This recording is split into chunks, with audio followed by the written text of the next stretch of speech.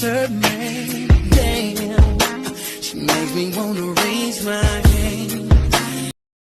Welcome back to Celebs Watch 211. The couple on your screen has been trending on Facebook for the better part of this week. This is after publishing their love story on how they met when the girl was just but 9 years old back in 2014, and then the two took a photograph together for remembrance and then got married exactly 10 years later in 2024, therefore keeping their promise to each other. Both the husband, that is Kwat Galwak, and his bride, Nyadiw Riath, are from the Nuer tribe of South Sudan. Nyadiw was born on May 18, 2005 and got married on May 3, 2024, according to her Facebook account. On the other hand, Kwat has not indicated his date of birth on his social media. However, his Facebook page was created on September 11, 2014. Also, their photo of 2014 shows that he was older than Nyadiw then. Another thing to note is that Kwat Galwak appears to be currently based in Dubai, United Arab Emirates, whereas Nyadiw was based in Kenya as per their pictures on their social media. Let's go back to where all this began now that we have established some facts. On December 11, 2024, Kwat shared this video of himself and a few other friends and relatives welcoming the love of his life at Dubai International Airport. The video, which has currently garnered over 123,000 views, was received very well on Facebook, with many congratulating the couple and wishing them very well in their new chapter. Things, however, took a new turn when Kwat took to his Facebook page to share the throwback photo of the first time they met and how it's going at the moment, that is on December 16, 2024. Kwat shared the photos and a caption that reads, "The beginning and the completion of the 10 years journey. My love story is a tale of patience, destiny, and deep devotion. Not only that, but very unique and the best love story in 21st century. Since 2014, when I first saw her as a young girl, there was something special about her that lingered in my heart. As the years passed, I watched her grow, blossom, and mature into the incredible woman she is today. My journey wasn't just about waiting. It was about cherishing every moment of watching her become who she was meant to be. Now, in 2024, as my wife, she stands by my side, a testament to the bond that grew stronger with time.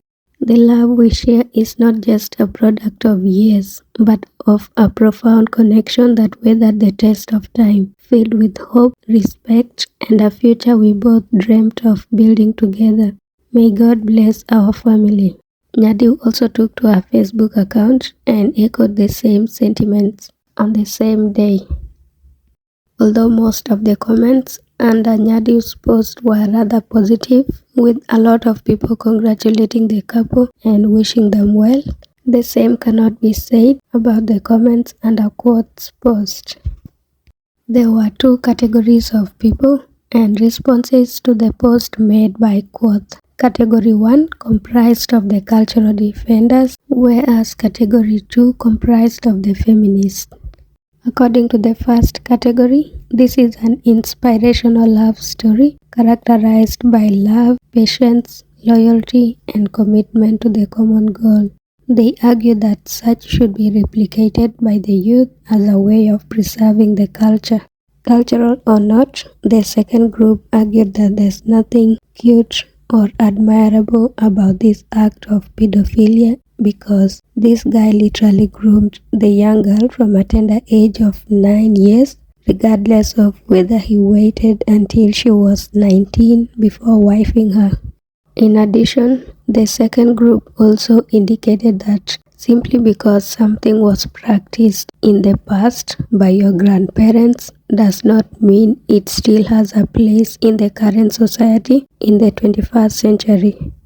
Kwat came out gun-blazing to respond to the feminists and especially those who were opposed to his idea of the way he found the love of his life and to answer two critical questions, that is, why did he have to wait for her yet she was a child, and also why did he groom her for marriage from a tender age of 9 years.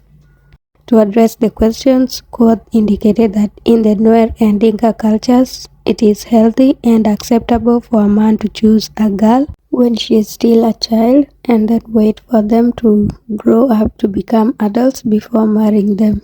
He argued that this culture is a normal practice which not only happened in the past but continues to happen up to date.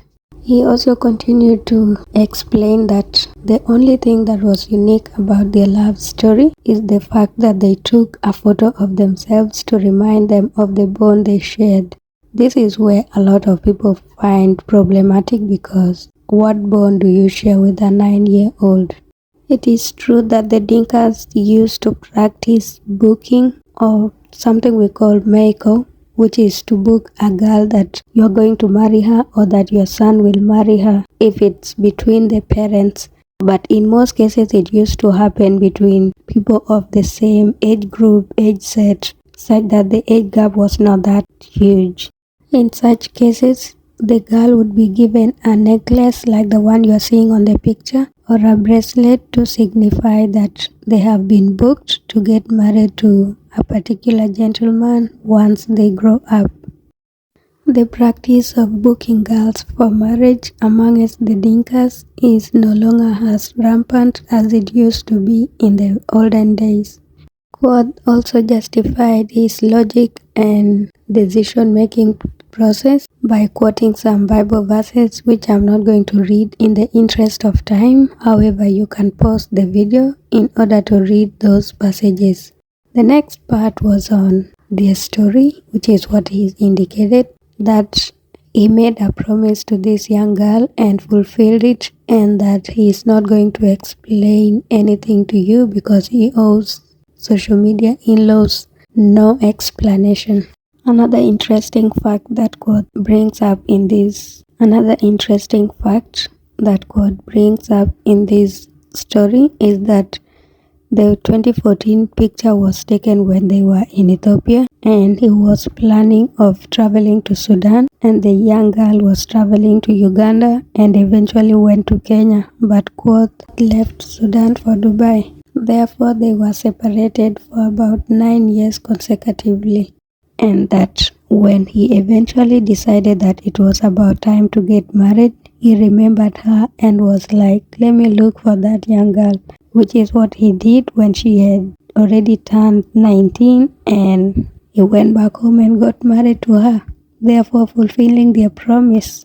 Even with the justification, some people are still not satisfied with what was happening in the background, regardless of how the situation was handled from the onset to the final marriage stage. Also, one question that someone must ask themselves is, around this time when they were separated for about 9 years, was Quoth not dating? Because at the time he was an adult, even back in 2014.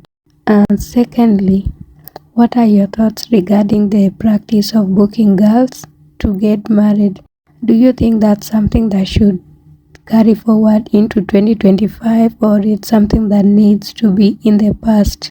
What are your thoughts with regards to how to stop such cultural practices that you think or you deem harmful for a certain section of the society or for the entire society at large?